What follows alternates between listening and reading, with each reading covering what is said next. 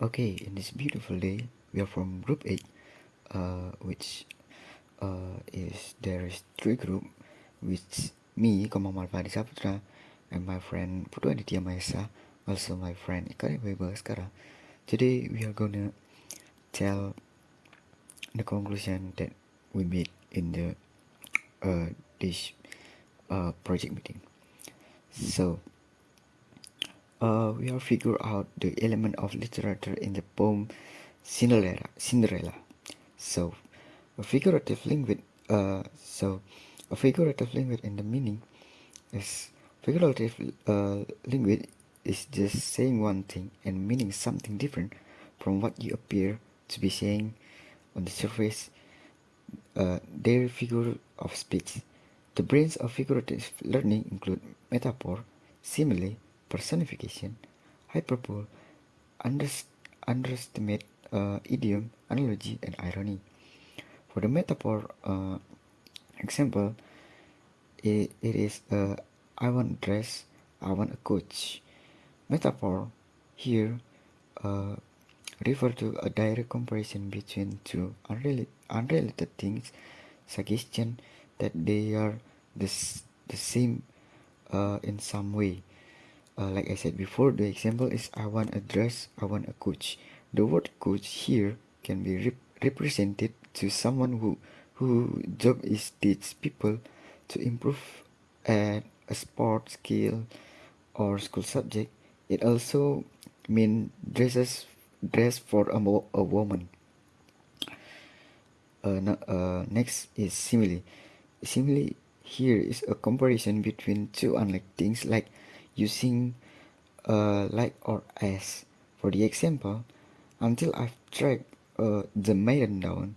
As we know, the word maiden represented the word girls. It means Prince will search the girl until he met that girls. Next is personification. The personification is giving human quality or characteristics to non-human entity or object.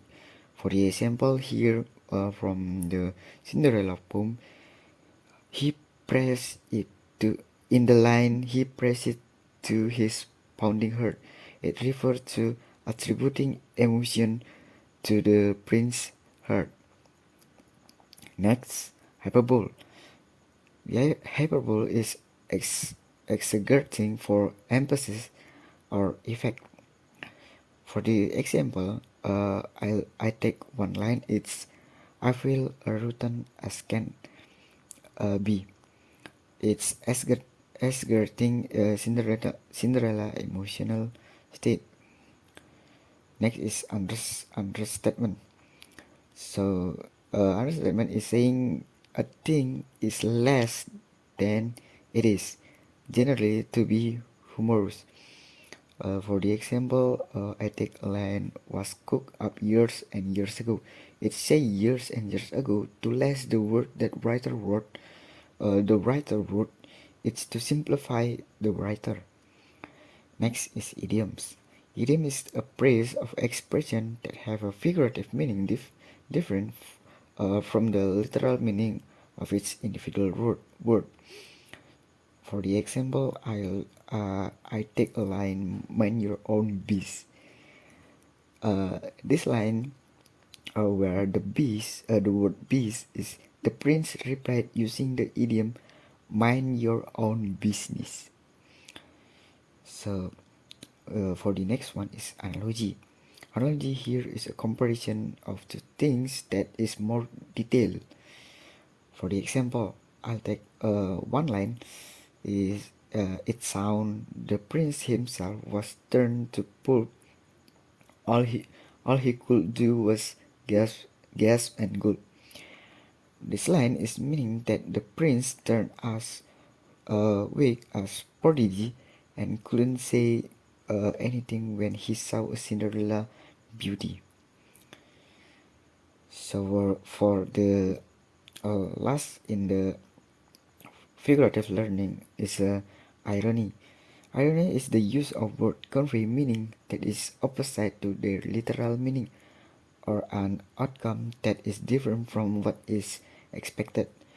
There are different types of irony, including verbal, situational, and dramatic irony.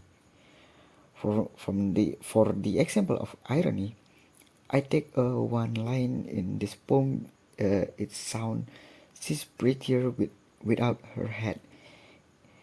We know it is a sarcasm sentence for a prince, and instead is opposite the literal meaning or an outcome that is different from what is expected. Next, the line of the rhythm. The line and the rhythm. Rhythm here is a pattern of sound within a piece of poetry, and any piece language. Also, rhythm is a natural form.